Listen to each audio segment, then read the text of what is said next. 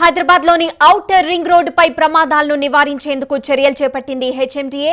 వాహనాల వేగం 100 దాటితే జైలుకు పంపుతామని హెచ్చరిస్తోంది. ఔటర్ రింగ్ రోడ్ ఇష్టారీతిలో డ్రైవింగ్ చేయడంతో ప్రమాదాల సంఖ్య పెరిగిపోయింది. దీంతో కఠిన చర్యలకు సిద్ధమైంది హెచ్ఎండీఏ.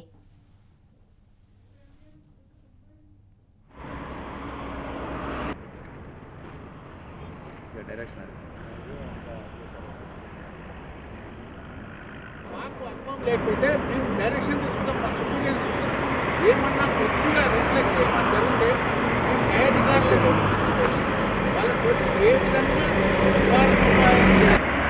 మోటారు వాహనాల చట్టం ప్రకారం వాహనాల వేగం పరిమితి 80 కిలోమీటర్లు. అయితే ఔటర్ రింగ్ రోడ్డుపై ఈ నిబంధనను బేఖాతరు చేస్తూ గంటకు 120 నుంచి 150 కిలోమీటర్ వేగంతో వాహనాలు దూసుకెళ్తున్నాయి. అతివేగం వల్ల ప్రమాదాలు జరుగుతున్నాయి. దీంతో సీరియస్ గా దృష్టి సారించిన హెచ్ఎండీఏ వేగం 100 దాటితే జైలుకు పంపిస్తామని హెచ్చరిస్తోంది. జైలు లేదా భారీగా జరిమానా విధిస్తామని హెచ్చరిస్తోంది.